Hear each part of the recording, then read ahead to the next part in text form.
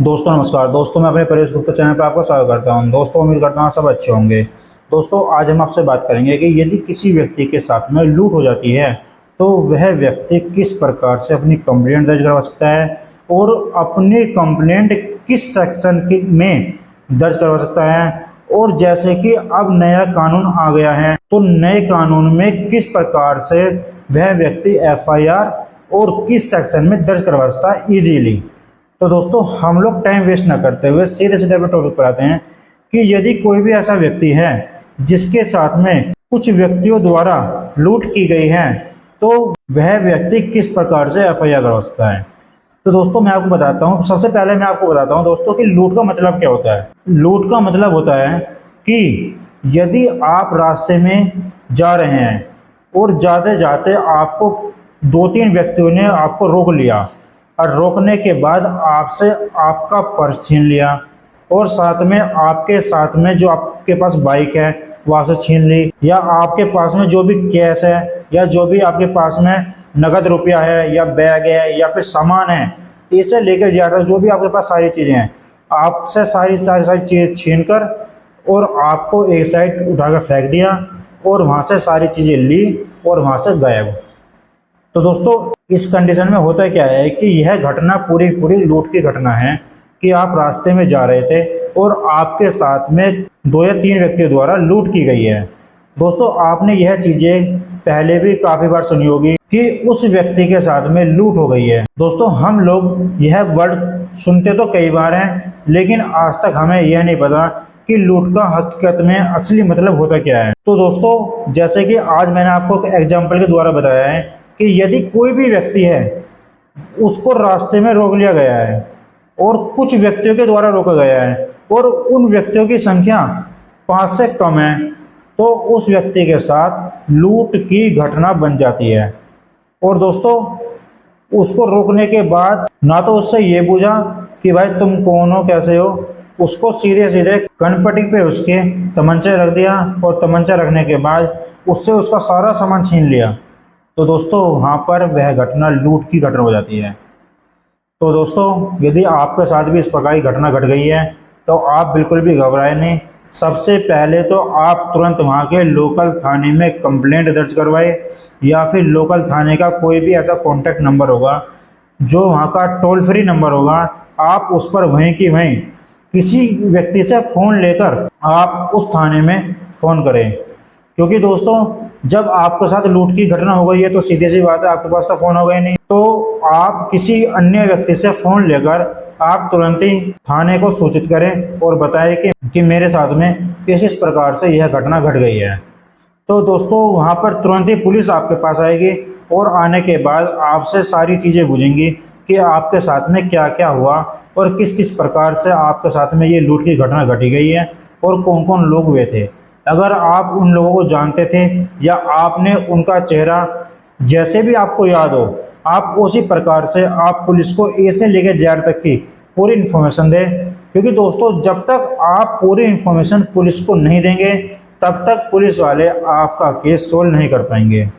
और दोस्तों जैसे ही आप पुलिस वालों को सारी इन्फॉर्मेशन बता देते हैं तो उसके बाद आपके केस में छानबीन शुरू हो जाती है।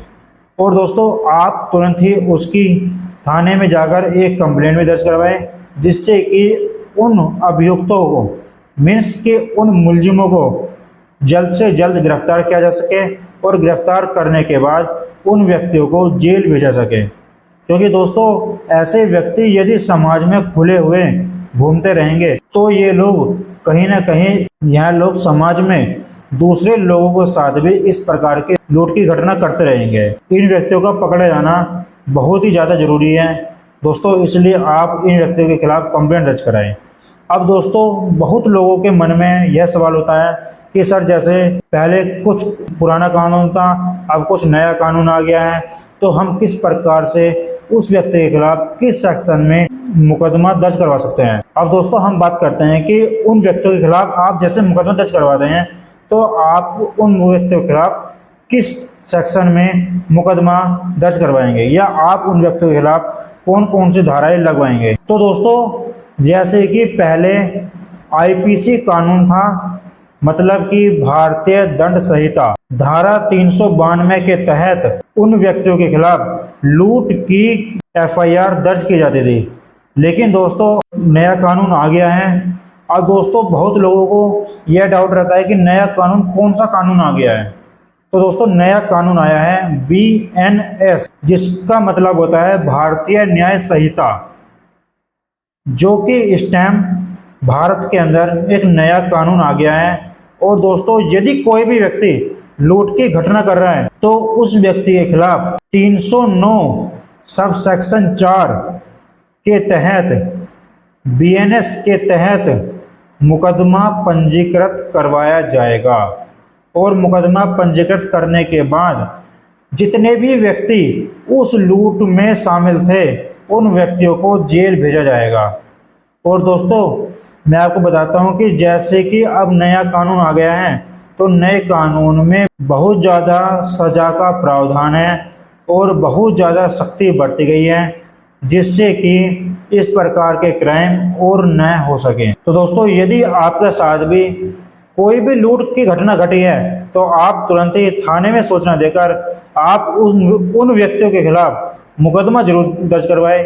और मुकदमा दर्ज करवाने के बाद आप उनके खिलाफ नए कानून बीएनएस भारतीय न्याय संहिता में 309 सब सेक्शन 4 धारा के अंतर्गत मुकदमा जरूर दर्ज करवाएं। तो दोस्तों मैं उम्मीद करता हूं कि मेरे द्वारा दी गई जानकारी आपको काफ़ी समझ में आई होगी और काफ़ी पसंद आई होगी।